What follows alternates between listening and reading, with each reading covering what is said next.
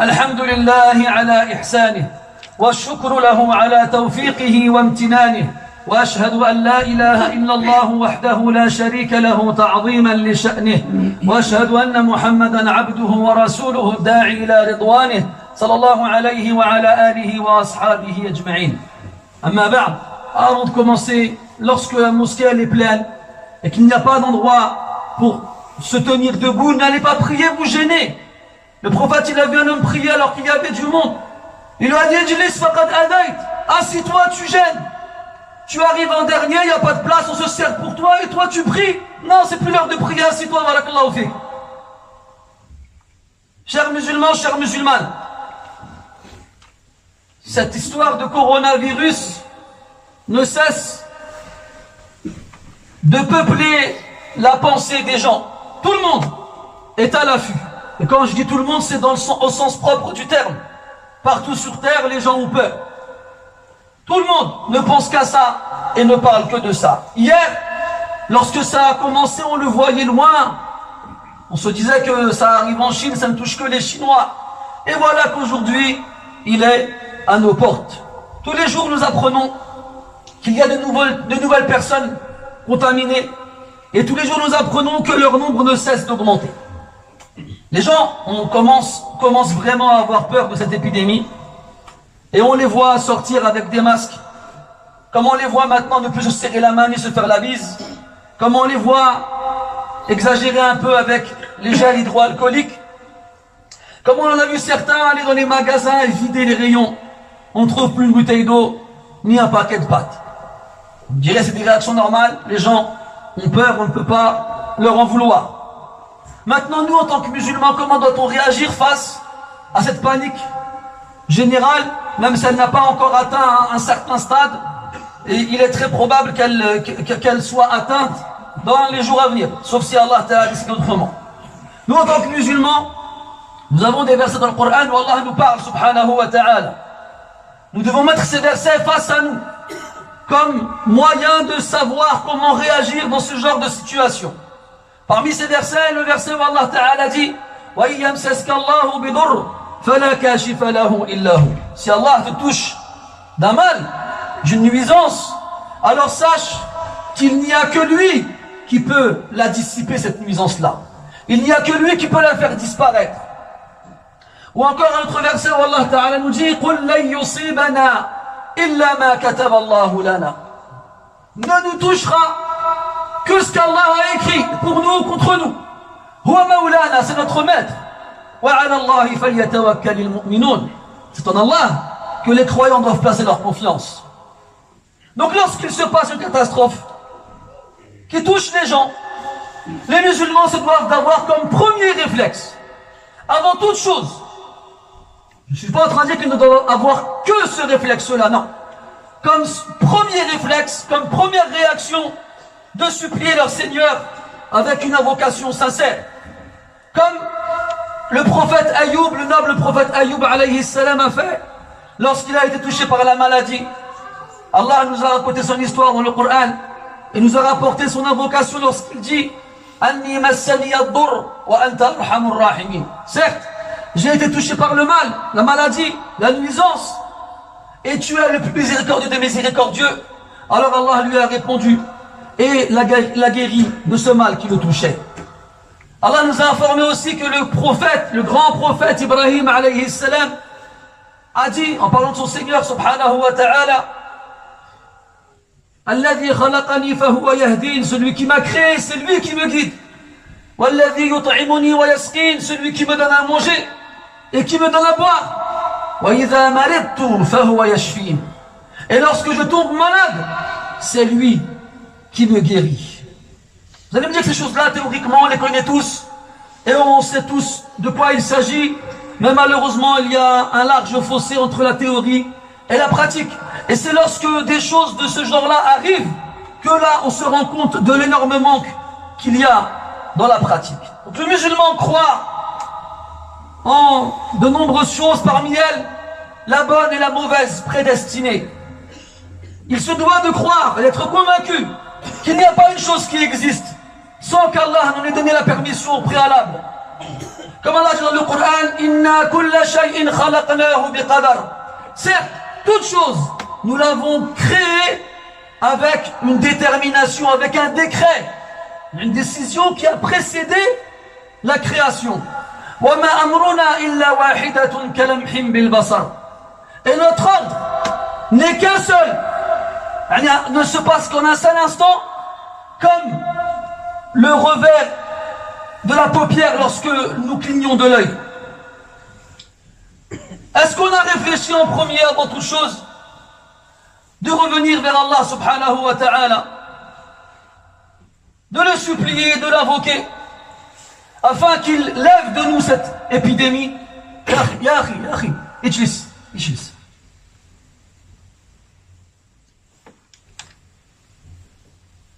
Est-ce qu'on a pensé au moins à lever nos mains et à lui demander de nous préserver de ce mal et de cette épidémie qui touche les gens?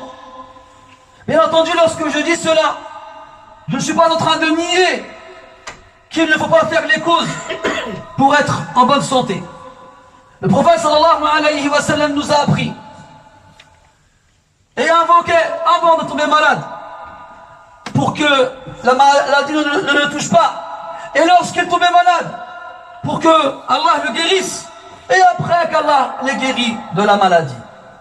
Il nous a appris à invoquer dans toutes ces circonstances-là. Il nous a même appris à dire ce que nous devons dire. Parmi ces choses-là, cette invocation dans laquelle il dit alayhi salatu wassalam, il dit au Seigneur, je me réfugie auprès de toi contre le vitiligo. Vous savez, en arabe, al-baras, c'est une dépigmentation de la peau. On a tous vu sûrement des gens avec des parties de leur peau qui perdent leur couleur. Les gens traduisent ça par la lèpre. Ce n'est pas la lèpre, mais c'est ce qu'on appelle le vitiligo, al-baras. C'est la dépigmentation de la peau. Wal-junoun, la folie. Wal-judhan, la gale. Wa-sayyi il-asqam, et toutes les pires maladies possibles. Donc le prophète sallallahu alayhi wa sallam invoquait Allah ainsi et nous apprenait à en faire de même. Il nous a dit alayhi salatu wa sallam, soignez-vous, car Allah azza wa jal n'a pas fait descendre un mal sans qu'il n'ait fait descendre avec lui un remède, sauf une seule chose parmi les mots, la mort. C'est la seule chose dont on ne peut pas se soigner. Le prophète, même dans ses habitudes quotidiennes, nous montrait une hygiène que l'on doit suivre et qu'on se doit de respecter. Lorsqu'il éternuait, alayhi salatu wassalam, il mettait son visage entre ses mains, ou bien il le couvrait de son vêtement. Avant de manger et de boire, il se lavait les mains. Ou encore, il nous a interdit, lorsqu'on apprend que la peste ou une grande maladie contagieuse se déclare dans un pays et qu'on n'y est pas d'y aller, ou bien dans le cas où on est dans un pays où cette maladie-là se déclare, il nous interdit d'en sortir. Alayhi salatu wassalam.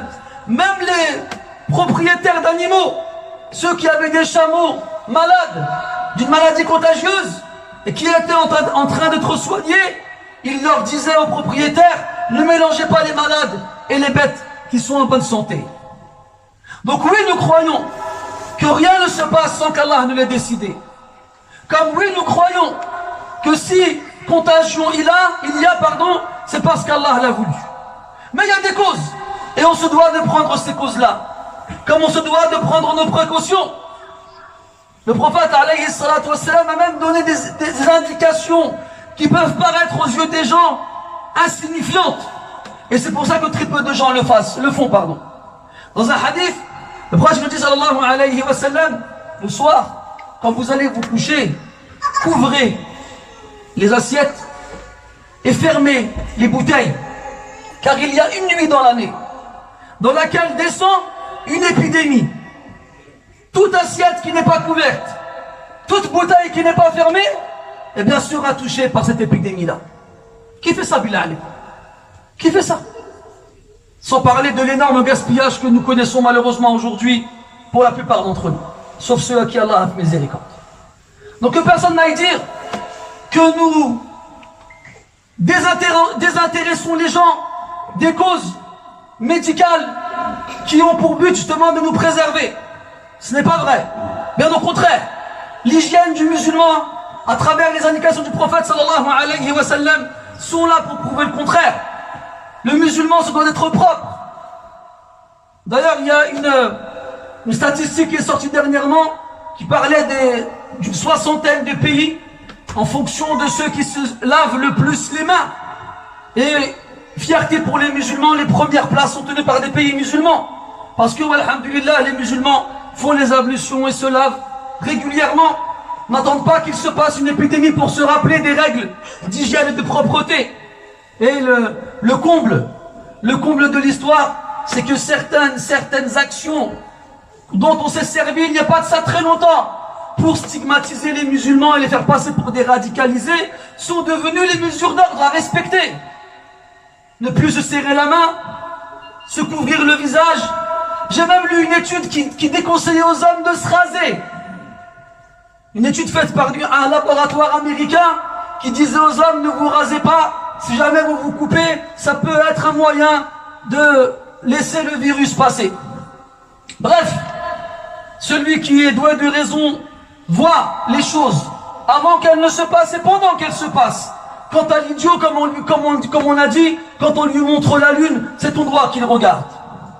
Quoi qu'il en soit, nous en tant que musulmans, nous faisons la part des choses. Mais nous avons un ordre de priorité à respecter. Parce que nous croyons en l'invisible et nous croyons au Tout-Puissant. Nous avons des textes qui ont été révélés par Allah Azza wa Jal, par l'intermédiaire de Jibril alayhi salam, et qui ont été transmis par le prophète Muhammad sallallahu alayhi wa sallam. Celui que vous tous ici vous dites tous les jours, Ashhadu anna Muhammadan Rasulullah. Donc ce n'est pas seulement des paroles en l'air. On doit croire en ce qu'il nous dit et exécuter les ordres qu'il nous donne et délaisser ce qu'il nous interdit de faire, tout comme on doit adorer Allah comme il nous l'a montré. Et cet homme-là, alayhi salatu wassalam, il nous a appris qu'Allah subhanahu wa ta'ala, c'était le centre de notre foi et de notre croyance. Nous avons une foi, un dogme, une croyance qui guide nos pas et qui saisit les rênes dans nos vies. Nous croyons qu'il n'y a pas une catastrophe qui se passe sur terre sans qu'elle n'arrive par la permission d'Allah. وَمَنْ يُؤْمِنْ بِاللَّهِ يَهْدِ قَلْبَهُ. Et ceux qui croient en Allah, eh bien Allah il guide son cœur. Il est apaisé, il est tranquille, il n'est pas soucieux, il n'est pas inquiet, il n'est pas tracassé par ce qu'il se passe tous les jours. Il n'en parle pas tous les jours. Il dit ça arrive par Allah Azza wa Jal. Si ça vient de lui, c'est forcément un bien. Même si nous n'arrivons pas à le concevoir ou à le comprendre. Nous croyons aussi au verset où Allah Ta'ala dit وَمَا أَصَابَكُم مِّن مُّصِيبَةٍ. Il n'y a pas une catastrophe qui vous touche فَبِمَا كَسَبَتْ أَيْدِيكُمْ. Sans qu'elle ne soit due à ce que vos mains ont accompli comme acte. Sans qu'elle ne soit la cause, ou plutôt le résultat de vos péchés. Donc on doit croire ça. Que toute catastrophe qui arrive sur terre n'arrive que parce qu'Allah nous l'a permis. Et Allah il l'a permis parce qu'il y a des causes qu'il a mis lui-même. Et ces causes-là, ce sont nos péchés. Il n'y a pas de catastrophe sans qu'il n'y ait un péché auparavant. Et donc le réflexe du croyant, lorsqu'il sait que les péchés ont été la cause de ce malheur qui le touche, c'est de se repentir pour tous les péchés qu'il a accomplis. De revenir vers Allah pour toutes les obligations envers lesquelles il a été négligent. De purifier son cœur, sa langue, son corps, de tout l'interdit, l'illicite qu'il passe son temps à consommer, ou à faire, ou à dire. Qu'il supplie son Seigneur en invoquant de lever des croyants cette épreuve et cette épidémie. Et tout le mal possible. Et il doit placer sa confiance en Allah Azza wa Jal. Et il doit faire les causes. Des causes qui sont d'ordre légal, c'est-à-dire présentes dans la législation islamique, et des causes d'ordre naturel, notamment auprès des médecins et des médicaments qui existent. Et enfin, on se doit de s'accrocher, de revenir à ce Coran qu'Allah Ta'ala a décrit comme étant une guérison pour ce qu'il y a dans les poitrines. Allah Ta'ala dit dans le Coran ما أصاب من مصيبة في أنفسكم في الأرض ولا في أنفسكم إلا في كتاب من قبل أن نبرأها. Il n'y a pas une catastrophe qui arrive sur terre ou en vous-même sans qu'elle ne soit déjà dans un livre avant même que nous créions la création. Inna dhalika ala Allah yasir. Certes cela pour Allah est simple. لكي لا تأسوا على ما فاتكم pour ne pas que vous soyez tristes pour les choses qui vous ont manqué. وَلَا تَفْرَحُوا بِمَا آتَاكُمْ, ni pour être trop joyeux pour les choses qui vous ont touché. وَاللَّهُ لَا يُحِبُّ كُلَّ مُخْتَالٍ فَخُورٍ. Et Allah n'aime pas tout vantard plein de glorioles. مَا أَصَابَكَ لَمْ يَكُنْ لِيُخْطِئَكَ وَمَا أَخْطَأَكَ لَمْ يَكُنْ لِيُصِيبَكَ رُفِعَتِ الْأَقْلَامُ وَجَفَّتِ الصُّحُفُ. Ce qui t'a touché ne pouvait te manquer, et ce qui t'a manqué ne pouvait te toucher. Les plumes sont levées et les pages sont sèches. نسأل الله تبارك وتعالى بأسمائه الحسنى وصفاته العلى أن يرفع عنا الوباء والبلاء والغلاء والزنا والزلازل والمحن والسوء الفتن ما ظهر منها وما بطن. اللهم كن لإخواننا المسلمين المظلومين في كل مكان يا رب العالمين. اللهم كن لهم ومعهم. اللهم اشف مرضانا يا شافي المرضى. اللهم اشف مرضانا يا شافي المرضى. اللهم من كان من عبادك هؤلاء مريضا فأبدل سقمه صحة ومرضه عافية يا رب العالمين. اللهم إن كنت قد أنزلت هذا البلاء علينا لذنوب اقترفناها فنتوب إليك منها يا رب العالمين. تبنا إليك نستغفر الله ونتوب إليه. اللهم طهر قلوبنا من النفاق وطهر ألسنتنا من الكذب وطهر أعيننا من الخيانة وطهر قلوبنا من كل سوء يا رب العالمين. سبحانك اللهم وبحمدك أشهد أن لا إله إلا أنت نستغفرك ونتوب إليك. أحد إخواننا تصدق بصدقة على المسجد ويطلب الدعاء لجميع المرضى. نسأل الله تبارك وتعالى أن يتقبل من هذا الأخ صدقته وأن يجعلها ظلا ظليلا له يوم القيامة وفي الجنة. ونسأله عز وجل أن يجعل صدقته هذه سببا لنزول الشفاء عليه وعلى أهله وعلى جميع المسلمين. ونسأله عز وجل أن يقر عينيه بصلاح ذريته وأن يجعلهم من الصالحين. سبحانك اللهم وبحمدك أشهد أن لا إله إلا أنت نستغفرك ونتوب إليك. وصلى الله على نبينا محمد وعلى آله وأصحابه أجمعين والحمد لله رب العالمين. وقوموا إلى صلاتكم ورحمكم الله.